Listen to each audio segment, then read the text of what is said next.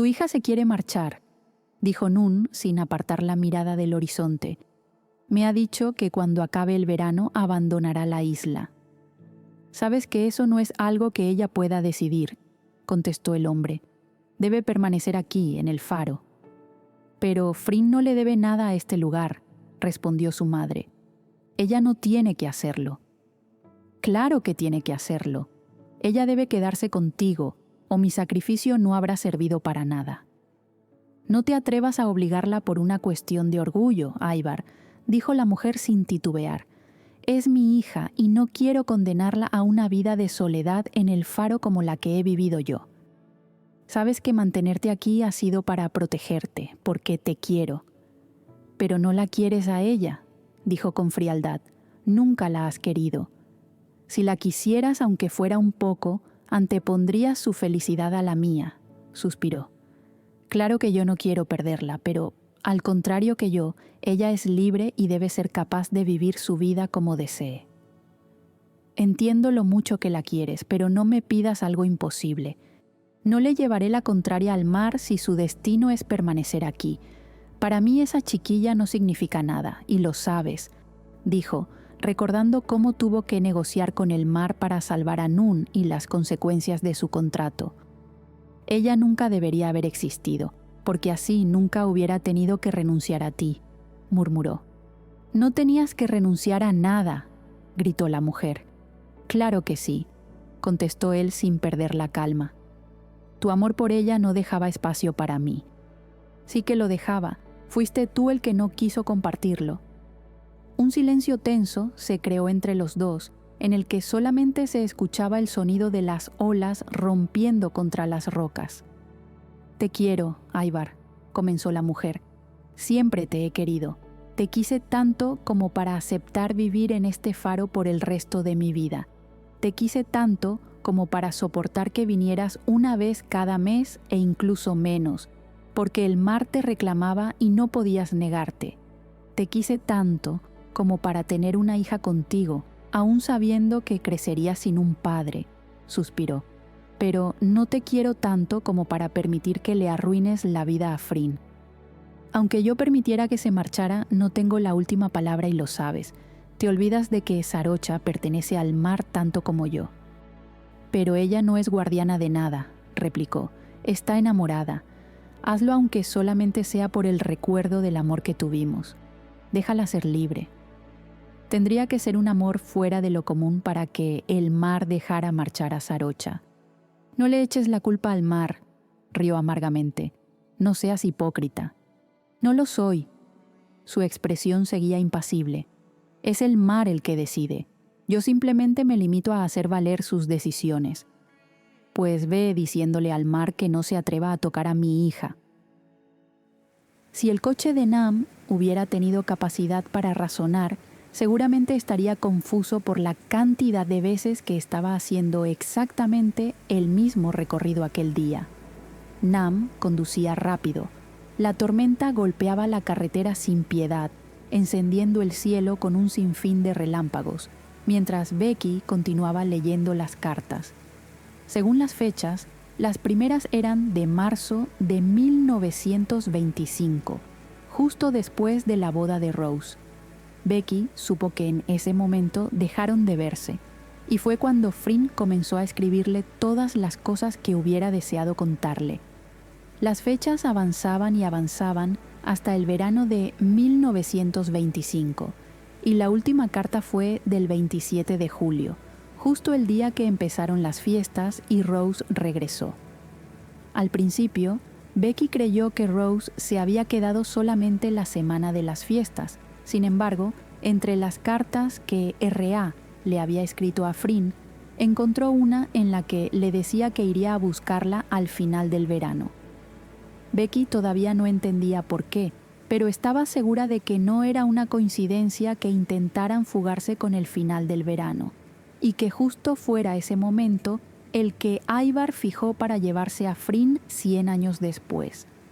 Pero, ¿qué demonios había hecho Frinn para merecer ese castigo? ¿Por qué no era capaz de recordarlo?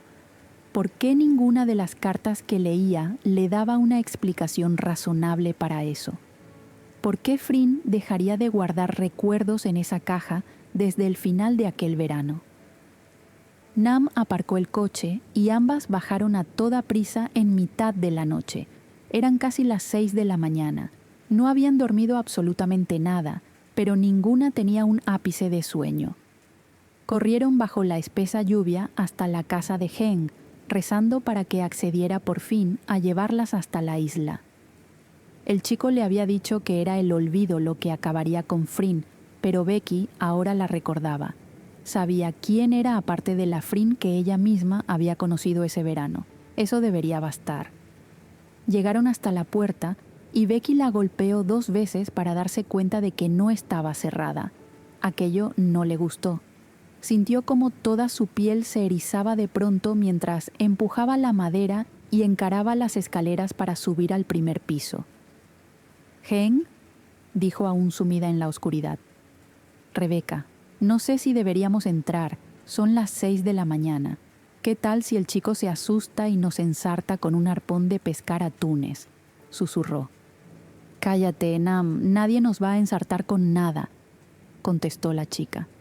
«Es muy raro, no me dijo que fuera a salir». Continuaron subiendo hasta llegar al salón, aún iluminado, tal y como Becky lo había dejado hacía unas horas.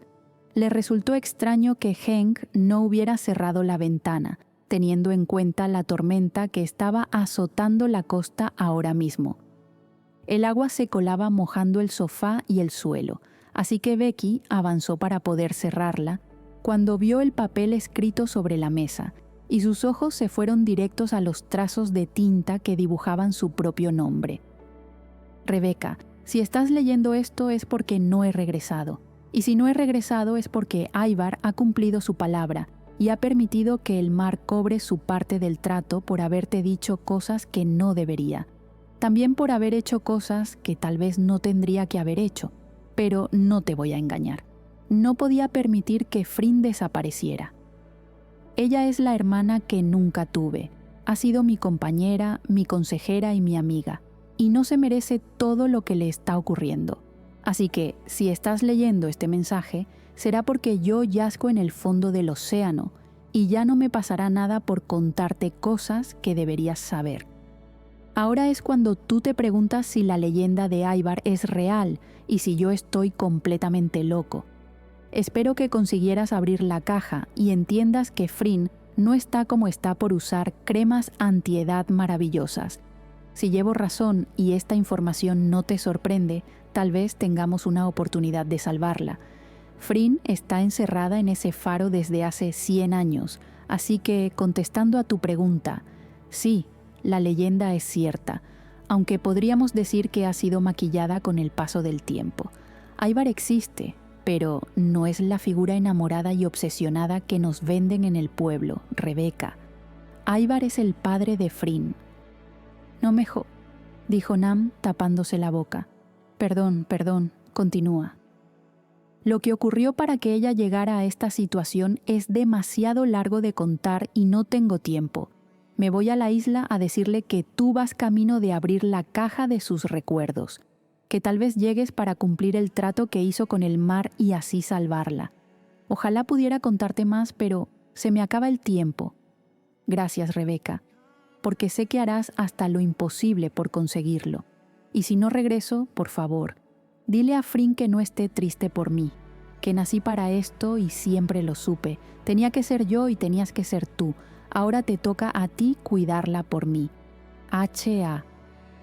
Maldición, Nam, murmuró Becky. Si esto es verdad, significa que Heng está muerto. Esto es horrible. ¿Cómo va a ser verdad que un dios del mar ahoga a la gente porque tiene miedo a sufrir el síndrome del nido vacío?, preguntó alterada. No lo sé, pero lo pienso averiguar, dijo observando cómo los relámpagos rompían el cielo iluminando el mar. Ha llegado el momento de preguntarle a Ivar un par de cosas. Frin respiraba profundamente observando su reflejo. Sus enormes ojos marrones le devolvían una mirada triste y resignada. Su pelo, prácticamente blanco y perfectamente colocado detrás de sus orejas, Descansaba lacio y brillante sobre su pecho. Suspiró mirando a su alrededor. La que había sido su casa durante más de 100 años dejaría de serlo en unas horas. Se sentía desolada, y no porque hubiera llegado el momento de entregarse a las condiciones de Ivar. Eso era algo que tenía asumido. Se sentía de esa manera porque jamás podría despedirse de Rebecca. Era como si la historia se estuviera repitiendo, y aquello le provocaba una horrible agonía en lo profundo de su corazón. Se había enamorado 2 veces en su vida, y las 2 veces tendría que traicionar a la persona que amaba. Ojalá hubiera podido contarle toda la verdad, pero el trato era claro. Rose lo olvidaría todo, y eso también se aplicaba a sus hijos e hijas, y a los hijos e hijas de estos. El olvido sería el castigo impuesto a Frinn, y en ese olvido moriría a no ser que el mar decidiera entregar los recuerdos de ese amor a alguien con el valor suficiente para buscarlos. Pero en todo contrato existe una letra pequeña, unas condiciones, unas trampas, porque Ivar no permitiría que Frinn se saliese con la suya enviándole unas cartas a Rose para que ella regresara corriendo hasta la isla. Él, furioso y dolido, decidió que aquel amor se guardaría en el mar, y solo en el mar. Nadie podría compartir los recuerdos con Rose ni con ninguno de sus descendientes, porque entonces el mar sentiría esa traición y se tragaría a cualquiera que se atreviera a contradecir su voluntad. Se secó una lágrima que se escurría por su mejilla y sacudió la cabeza intentando recomponerse. Era su último día en la tierra y tenía que mantenerse entera. Ivar se llevaría su cuerpo, pero jamás podría llevarse su dignidad. El cielo estaba empezando a aclararse, pero la tormenta aún golpeaba el mar y las olas se levantaban chocando contra los acantilados más altos de la isla. Arrastraban sin piedad la arena de la playa donde Frinn había ido a poner la mirada, y un escalofrío le recorrió la espalda cuando distinguió un bulto negro varado en la orilla. Corrió tanto como pudo por la escalera de caracol hasta salir del faro, y el viento la golpeó con fuerza. Siguió corriendo atravesando la hierba hasta llegar a las dunas que bajaban a la playa, y para el momento que lo alcanzó, estaba completamente empapada. La mitad de su vida pasó delante de sus ojos. Hen, con 16 años, desgarbado y con las extremidades totalmente desproporcionadas, sonriéndole con las manos en la espalda. Hen celebrando su 18º cumpleaños con ella. Hen pasando horas en aquella playa leyendo libros de su biblioteca. Hen dejando de salir de fiesta para ir a cenar los viernes por la noche con Frinn en la lámpara del faro. Hen consolándola cuando lloraba, haciéndola reír, siendo la cabeza y el corazón, la cordura y la locura, la amistad más verdadera y el amor más desinteresado. Hen siendo el descendiente perfecto de Anón. Hen siendo quien le trajo a Rebecca. Hen sin vida ante sus ojos. Becky levantó la cabeza de pronto. Juraría que había escuchado la voz de Frinn desgarrada en un grito, pero era totalmente imposible. El sonido de la tormenta, del mar chocando contra las barcas, el crujir de la madera del muelle y sus propios pensamientos eran lo suficientemente atronadores como para no poder oír nada más. Además, la distancia hasta la isla era considerable. Ni en un día tranquilo la hubiera podido escuchar. Esto es una locura, Becky. ¿Cómo vamos a llegar hasta allí con esta tormenta? ¿Has visto cómo está el mar?, preguntó Nam con la preocupación reflejada en su rostro. Tengo que ir, contestó sin titubear.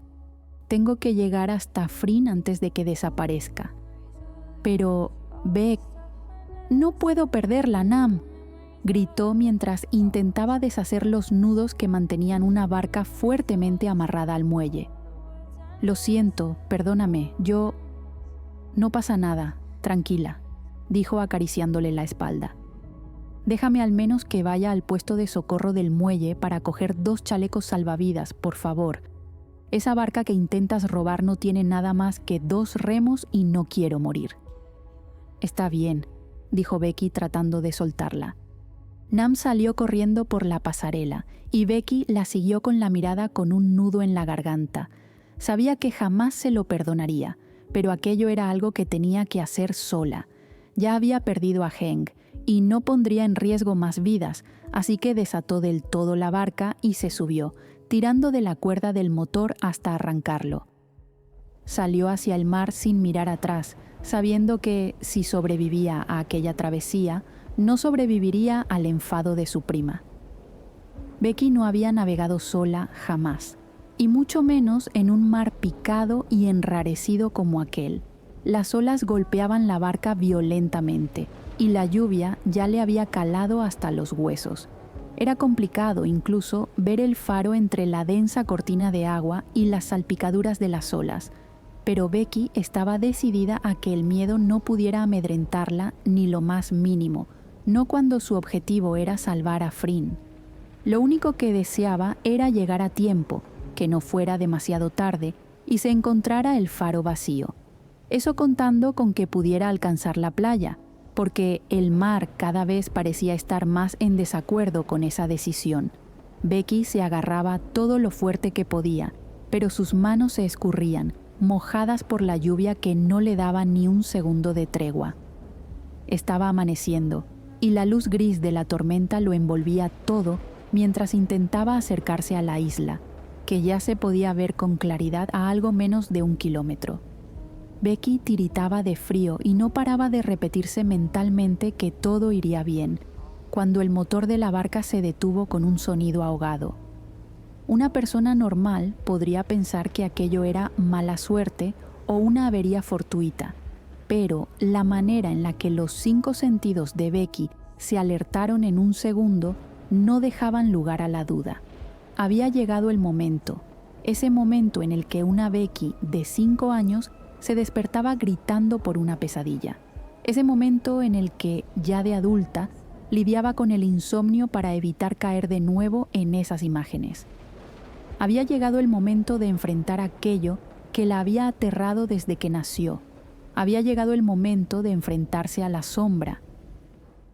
Frin golpeó el pecho de Heng varias veces mientras lloraba. Estaba segura de que Ivar lo había ahogado. Y si Ivar había hecho eso, era porque le había contado algo a Becky. «Maldita sea, Heng», murmuró. «No tenías que hacerlo.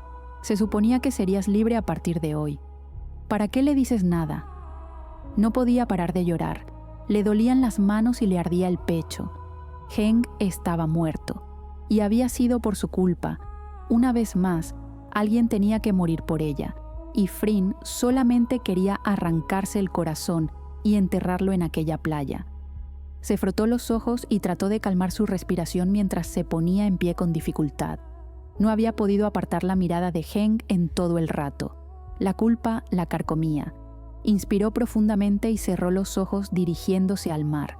Necesitaba tranquilizarse, necesitaba encontrar algo de paz en aquella tormenta para poder afrontar su destino. Pero lo que vio fue lo más alejado de la paz que podría existir. Era su peor pesadilla.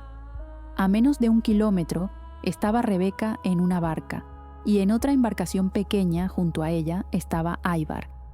No dudó un segundo, ni siquiera pensó en las consecuencias que podrían tener sus actos, porque realmente ya no tenía nada que perder. Y se lanzó al mar. «Por fin nos conocemos, Rebecca», dijo aquella voz helada y carente de cualquier emoción. «He de reconocer que, por un momento, pensé que serías lo suficientemente estúpida como para dejar que esa chica te acompañara en la barca. Me alegro, así no tiene que morir más gente de la necesaria». «No voy a morir», dijo Becky intentando parecer calmada. «Sé quién es Frin, sé quién era Rose, no puedes matarme». «Llevas razón, yo no puedo, ni quiero, yo no mato a la gente», afirmó el hombre. «Que vivas o no es una decisión que debe tomar el mar». «¿Qué quieres decir? Vi cómo mataste a mi padre». «El mar es mucho más que agua, ¿sabes, Rebecca? Él siempre ha estado aquí». Hizo una pausa, mirando a su alrededor. «No podemos enfrentarnos a sus decisiones». «Te vi ahogarlo», insistió Becky, murmurando con rabia. «No, El mar lo ahogó. Yo simplemente abro las puertas para que él decida. A veces es misericordioso y a veces es letal. Es creador de vida y es juez de muerte. Y ni tú ni yo podemos cambiar el resultado de sus decisiones. De haber podido, comenzó a decir, pero se lo pensó mejor y se detuvo. Si el mar acabó con la vida de tu padre es porque ese era su destino.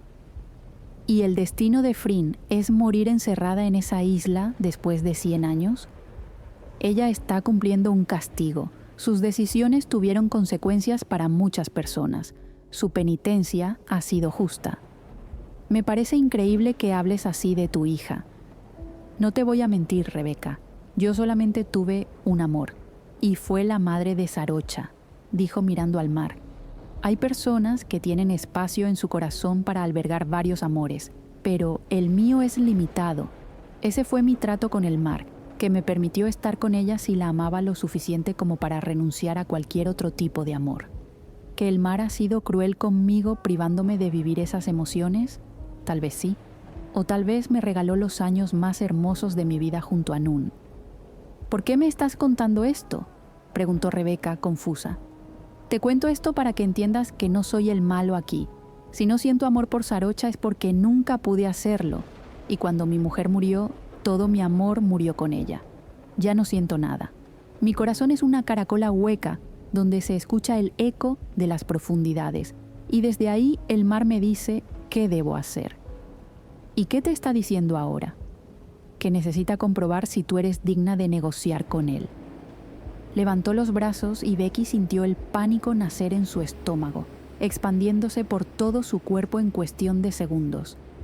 Las olas se elevaron por encima de su cabeza y la imagen de Ivar desapareció ante sus ojos mientras se sumergía en el agua. ¿Estás seguro de que quieres acompañarme?, preguntó Rose mientras la barca avanzaba lentamente hacia el faro. Eres mi hermana pequeña. No te dejaría sola en un momento como este. Anón manejaba su embarcación con pericia, dado que el mar se encontraba revuelto aquel día. El cielo estaba nublado y caían algunas gotas propias de aquellas fechas del recién estrenado otoño. ¿Fryn estará preparada?, preguntó. Se supone que sí, murmuró la chica. Espero que no tenga problemas con su madre para salir de la isla. No puede retenerla para siempre, Rose. Fryn tiene más de 30 años. Es adulta y debería poder tomar sus propias decisiones. Lo sé, miró al faro que se erguía a lo lejos. Pero, aún así, me da miedo. Avanzaron hacia la isla sorteando las embestidas de las olas y cuando llegaron a la playa, Fryn ya los estaba esperando, cargando con una mochila. Abrazó a Rose y después a Anón, y su madre llegó para despedirla. «Ten mucho cuidado, Fryn», susurró en su oído. «Te quiero, mamá», dijo Fryn abrazándola con fuerza. «Te prometo que en cuanto pueda, volveré». Su madre le devolvió el abrazo, que se sintió eterno, y después la miró durante varios segundos a los ojos, como si quisiera decirle muchas cosas en muy poco tiempo. Besó su frente y puso una de sus manos en el centro de su pecho, donde descansaba el colgante del ancla que le había regalado. «Esto es tuyo», dijo tratando de quitárselo. «No, contestó rápidamente. «Quiero que lo lleves tú, Fryn. Recuerda siempre que el ancla será lo que evite que tu corazón vague a la deriva». Sus ojos se humedecieron. «Nunca lo olvides». Con un último abrazo, Fryn subió a la barca de Anón junto a Rose y salieron de camino a uno de los pueblos cercanos. El corazón de la chica latía rápido y trataba de contener las lágrimas viendo cómo la silueta de su madre cada vez se hacía más pequeña en la lejanía, sin abandonar la orilla. Se giró para volver a mirar a Rose y toda su sangre se congeló de pronto. El barco de Ivar les cortaba el paso, acercándose lentamente. «¿Qué haces aquí?», preguntó Fryn poniéndose de pie delante de la chica. «No pensarías que dejaría que te marcharas sin despedirte», dijo el hombre de forma calmada. «No quiero despedirme de ti, papá. Quiero que nos dejes marchar».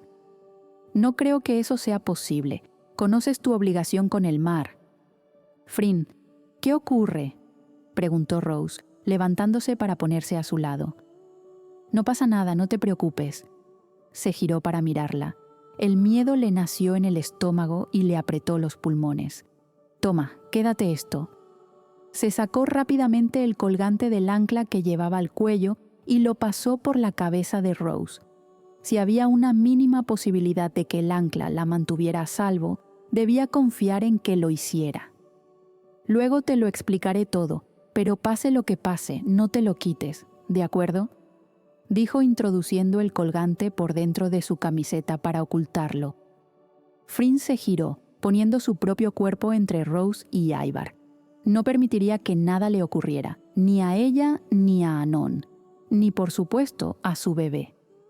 Había renunciado a muchas cosas por vivir en el faro, por seguir las órdenes de su padre a través de su madre, por no haber tenido una vida como cualquier chica normal.